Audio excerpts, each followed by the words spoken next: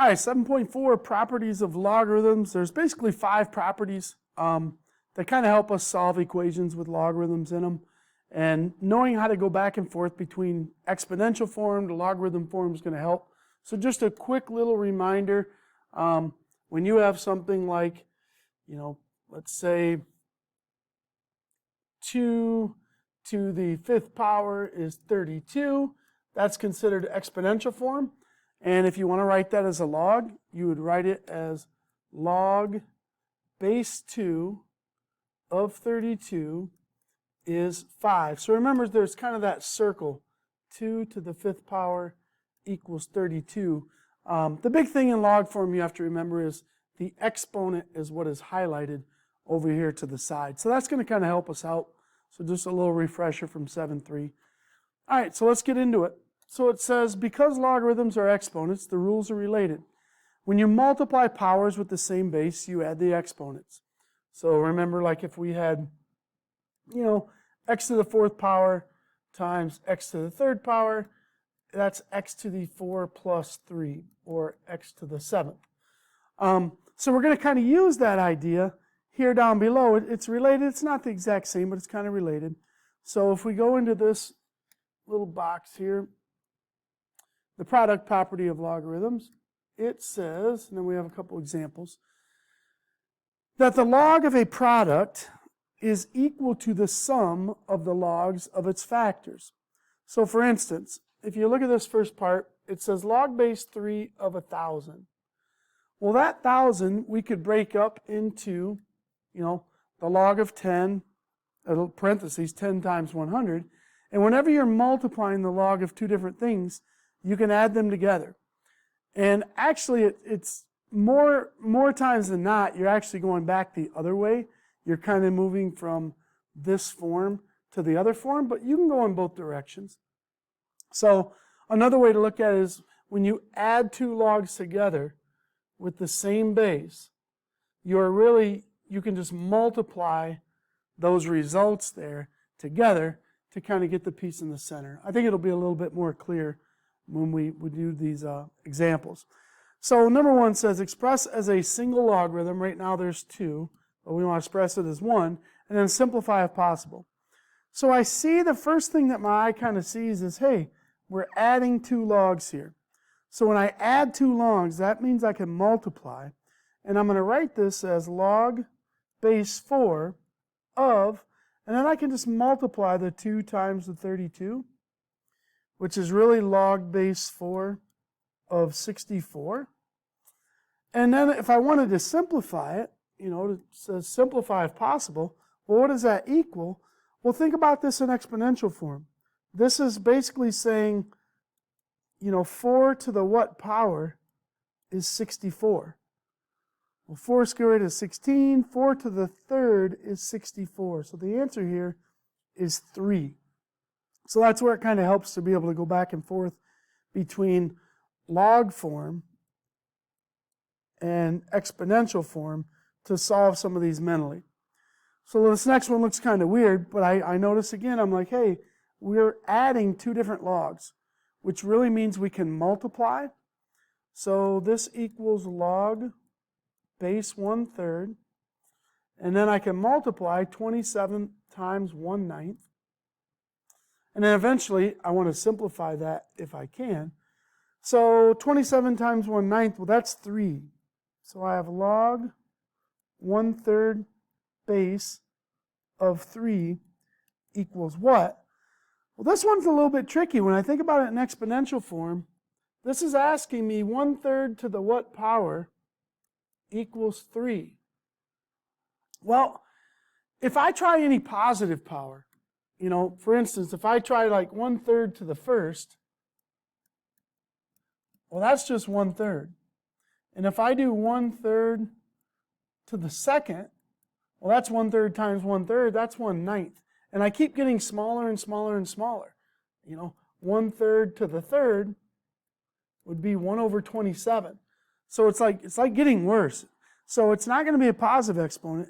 It's actually going to be a negative exponent on this one. And it's actually going to be a -1. Because if I do 1/3 to the negative 1 power, well, that's really like 1 over 1/3 to the positive 1 power. And 1 divided by 1/3 gives me 3. So this one's actually got an answer of a negative 1. It's the reciprocal of what you started with. And the reciprocal of 1/3 is 3. So that one's a little bit tricky. All right, now remember when we divide powers, we subtract exponents. So you're kind of thinking division and subtraction are kind of going to go hand in hand here. And then they have a nice little chart that they kind of break things down. And when you take the log of a quotient, this is what they mean when they say a quotient. When you do the log of a division problem, you can actually subtract the top and the bottom, and vice versa. If you have a subtraction problem, you can go back and you can divide.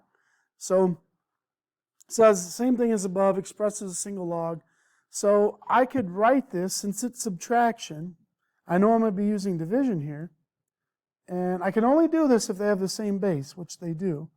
So this is log base 2, and then I can do 32 divided by 4, which I know that's just log base 2 of 8, because 32 divided by 4 is 8. And now to find out what that equals, this is really saying, hey, 2 to the what power equals 8. Excuse me. So the correct answer there is 3. So similar idea over here on the next one. I could rewrite this as log base 7. Instead of using subtraction, I'm going to divide the two results. And this is log base 7 of 7. And trying to solve this one, when I put it in exponential form, and go that way, it's saying 7 to the what power equals 7. Well, 7 to the first power. So the correct answer here for this one is, that all just simplifies to 1. So notice that little relationship when you have the base and you have the result, that it's just 1. It's just the identity.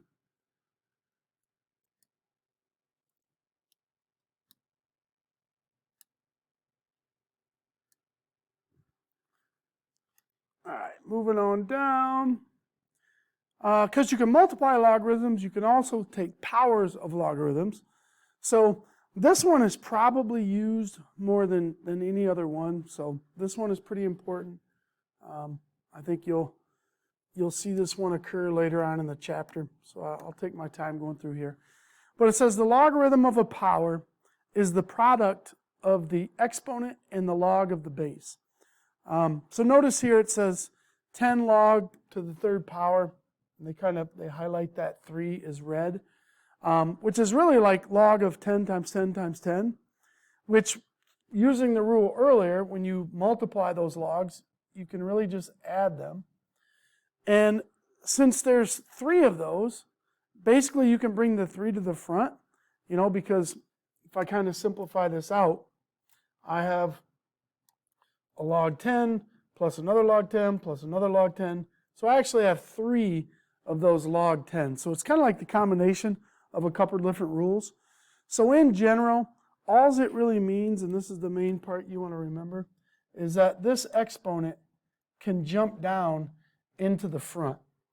So if I was using other letters and I wanted to kind of make another, I could say, hey, log base C of A is K. Use my initials, CAK. What I could do is I could just say that's going to be equal to K times log base C of A. So again, notice the K just came down and jumped into the front right here and gets multiplied. And I'll kind of try to rationalize through this. So on the first one, it says log base 3 of 81 squared, and I need to kind of rewrite this thing.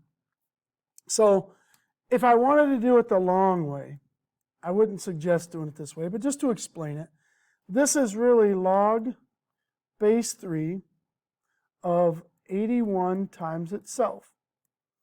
But we have a rule up above that says, hey, if you're going to multiply this, you can just add the 2 separate logs. So you can go log base 3 of 81 plus another log base 3 of 81. But that really is just 2 log 3 81s. So I can kind of cut the chase and I can kind of skip these 2 steps and I can go right from here to here if I just understand that the 2 can just jump out to the front. So I tried to explain like why it works, but if you can just remember that the exponent jumps out front, you'll be in pretty good shape. And we can actually do this. This is going to be 2 times, this I think we can do mentally. That's basically saying 3 to the what power is 81? Well, 3 to the 4th power is 81. So that whole expression there is worth 4, and 2 times 4. Final answer to this whole question is 8. So you're kind of always doing this little log part. Once you isolate it, you're kind of doing that in your head mentally and putting the number back in. All right, let's try this next one. So using the rule, the 3 jumps out to the front, and I have 3 times, and then here's my log part, log 5 of 1/5. And let's see if we can do this mentally. So I'm going to try to replace this expression with a number. So kind of my little thought bubble over here off to the side, I'm like, hey, 5 to the what power gives me 1/5? Well, that's 5 to the negative 1 power. 5 to the negative 1 power is 1 over 5 to the 1st power, which would be 1/5. So I know this whole expression is just a negative 1.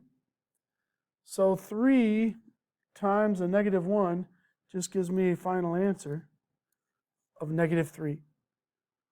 So that's kind of the move on those type of problems. Coming on down, inverse properties of logs and exponents. So these ones are a little trickier. It's kind of easier if you can just do pattern recognition. It's faster, but I'll try to explain my way through this. So they have a couple examples here, and I don't know how helpful they are, but the big thing you can just kind of see is if you have log base 10 of 10 to the 7th, the answer is just going to be the 7. And then same thing kind of down here. You have the 10 in front and the 10 in the log, and it's just going to be 2. I have trouble kind of remembering those, so I don't really just memorize this rule. I kind of like work my way through it. So right now, if you notice, this is in log form. I'm going to rewrite it in exponential form because I have more, like, makes more sense to me. So remember, in exponential form, it's base 8 raised to the something power, because I don't know what this is, but it's 8 to the something power equals, and then this is my expression. 8 to the, and seems like that one had an X in there. Let me just double check my PDF, but I think somehow we lost a letter.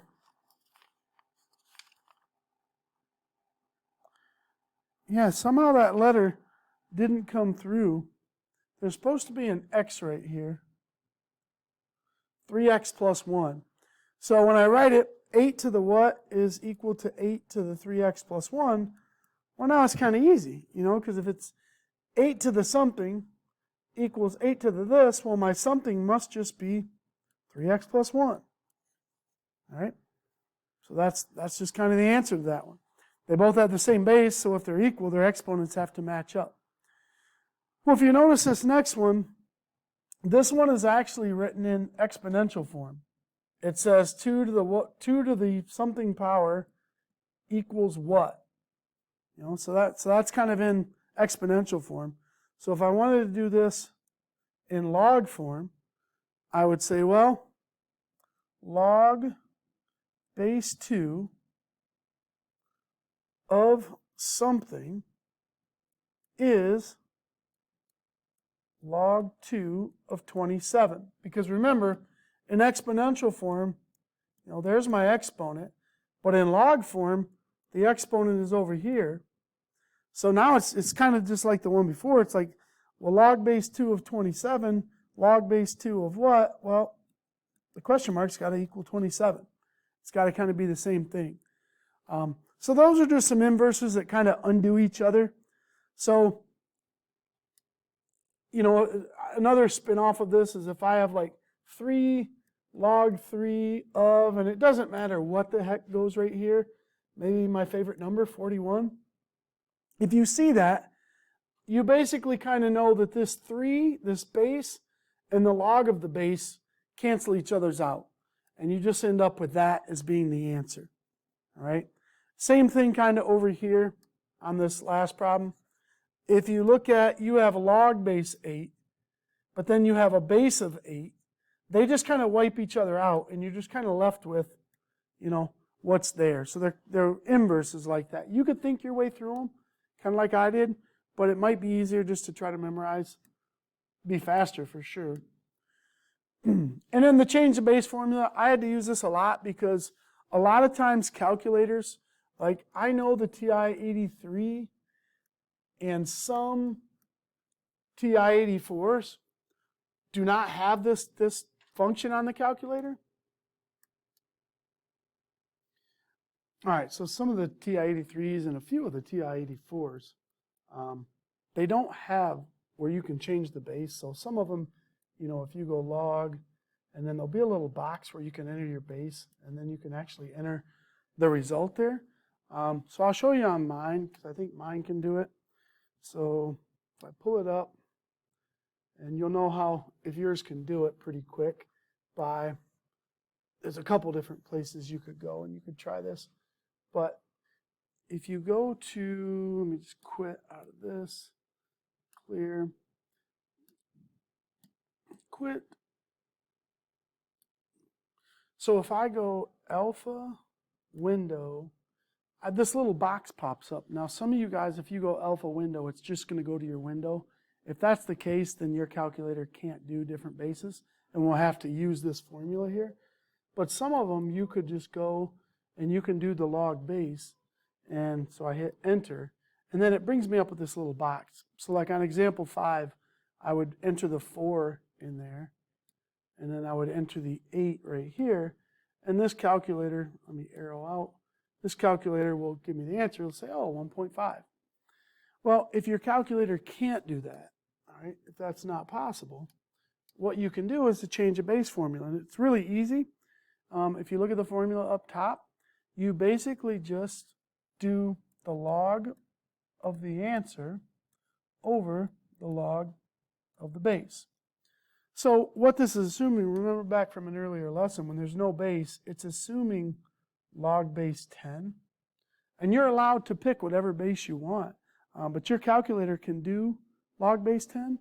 So you'll notice over here, down right next to the 7, there's the log key. So if I hit log, it's automatically going to be in base 10 because that's all this calculator is programmed to do if you don't have that other feature.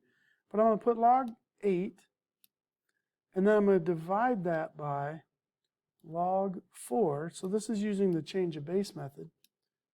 And I will also get 1.5. So you'll notice, regardless of whether you have the capabilities or not, you can use the change of base formula. So that's one way. Basically do those 2 logs, and it says, hey, you have an answer of 1.5. But I'll show you another way that you can do this kind of by hand, and it's just kind of another little something something. But if we have log base, or log of 8, and log of 4, so I've used the change of base, we'll call it COB, change of base. So if I use the change of base, I have log of 8 over log of 4, I'm allowed to pick any base that I want. Like over here, our calculator automatically does base 10. But if I choose the correct base, I might be able to do this mentally. And this is a little trickier, and it requires some practice. But if I would have chose log base 2 for each of these, I could do this in my head. Because log base 2 of 8 is basically saying 2 to the what power is 8, which is 3. Log base 2 of 4 is saying 2 to the what power is 4. And it gives me 3 halves, which is the same exact thing as 1.5. So there's a way to do it mentally if you can find a base that makes it easy to solve for both of those. So let's try this other example here. Log base 9 of 27. So 3 options. Option 1 is go to your calculator, just put the 9 in there, put the 27 in here, get the answer. All right, so this is just the pure calculator way. Number 2, your calculator can't do that. So you're going to use change of base. And you're going to do log of 27 over log of 9. You put that in your calculator using the log key. It'll give you the answer. I recognize these two numbers as being powers of 3. So the third way would be you do change a base. You recognize that both of those are powers of 3. So if I do 3 and 3, 3 to the what is 27, 3 to the what is 9. It's just a coincidence that this came out to be 3 halves. It doesn't always do that. But your calculator would have said 1.5 for any of the other ones. Now, some problems you're not going to be able to come up with your own little base that's not going to work. You know, you may have log of 17 over log of 4. I can't in my head think about any way to do that, so I think you're just going to have to do change of base on the calculator. All right, so hopefully that's enough to get you through the practice. If you scroll down and you look at the practice, there's going to be some story problems. So the first page is just a lot of drill and kill. Get to the back side, we have sound, we have chemistry, we have multi-step, we have finance. So good luck.